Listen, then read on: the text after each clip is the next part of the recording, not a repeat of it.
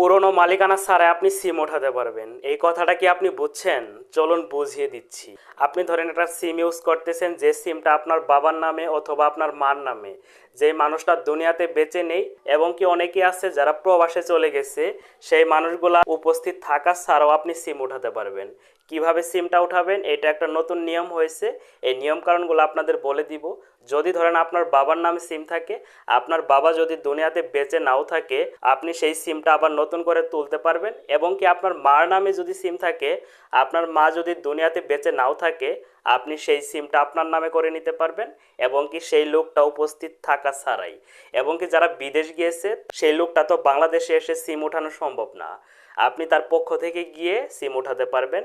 বিদেশ যে লোকটা থাকে, তার পক্ষ থেকে গিয়ে যে কেউ সিম উঠাতে পারবেন। আসলে একটা নিয়ম আছে, যেমন একটা সিম কিছুদিন বসে থাকলে তো অটোমেটিক সিম বন্ধ করে দেয়, কিন্তু বর্তমান এই নিয়ম অনুযায়ী আপনি সিম উঠিয়ে রাখতে পারবেন। আপনি সিম বন্ধ হলেও আপনার নামে সিমটা আবার তুলে নিতে পারবেন। তো এখন নিয়মকানুনটা বলে দেই, সেটা হচ্ছে যারা বিদেশ থাকে তারা সিমটা কিভাবে তুলবে। এইটা নতুন নিয়ম অনুযায়ী তার পক্ষ থেকে যে কেউ একজন কাস্টমার কেয়ারে যেতে হবে। সেখানে যাওয়ার পরে কি কি কাগজপত্র লাগবে, কি কি ডকুমেন্ট লাগবে, ডকুমেন্ট সম্পর্কে আপনাদের বলতেছি।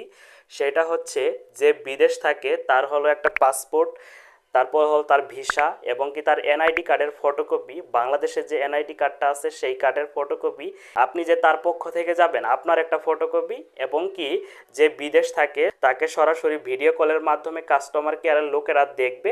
দেখার পরে সেই সিমটা আবার উঠিয়ে নিতে পারবেন। আর কি বিদেশে যারা থাকে ওদের সিম তো নতুন করে আবার রিসাইকেল করে বিক্রি করা হয়, যাতে বিক্রি না করতে পারে। এই জন্য আপনারা এইভাবে নতুন নিয়ম অনুযায়ী সিমটা উঠিয়ে নিতে পারবেন। এবং দ্বিতীয়ত হলো, আপনি একটা সিম ইউজ করতেছেন, যেই সিমটা আপনার বাবার নামে অথবা আপনার মার নামে, যেই লোকটা দুনিয়াতে বেঁচে নেই, আপনি কিভাবে এটা তুলবেন? যেই লোকটা দুনিয়াতে বেঁচে নেই তার সিমটাও আপনি উঠিয়ে নিতে পারবেন। সেটা হচ্ছে, তার একটা ডেথ সার্টিফিকেট লাগবে।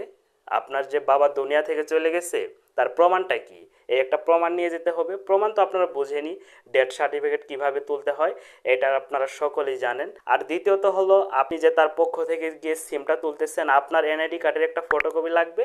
এবং কি আপনার বাবা যে দুনিয়া থেকে চলে গেছে, ওনার একটা ডেথ সার্টিফিকেট লাগবে। এইভাবে গিয়ে আপনার সেই সিমটা নতুন করে আপনার নামে করে নিতে পারবেন। এটা বর্তমান সরকার নতুন একটা নিয়ম করছে, এটা আসলেই ভালো লাগলো, যাতে রিসাইকেল করে সিমগুলো বিক্রি করতে না পারে। এই নিয়মটা আসলেই ভালো লাগলো। আমার কাছে পার্সোনালি এই নিয়মটা অনেক ভালো লাগছে, কারণ আমি নিজে অনেকগুলো সিম আমার বাবার নামে ইউজ করি, মার নামে ইউজ করি। যদি তারা দুনিয়াতে নাও থাকে, আমি সিমগুলো আবার উঠিয়ে নিতে পারবো। নিয়মটা আসলে ভালো লাগলো। আগে যে নিয়মটা ছিল সেটা হচ্ছে, আপনি সিম নতুন করে তুলতে পারতেন না, কিন্তু বর্তমানে তুলতে পারবেন। বিষয়টা আসলেই ভালো লাগলো। আপনি একটু কমেন্ট করে জানান যে এই নিয়মটা হলে কেমন লাগবে।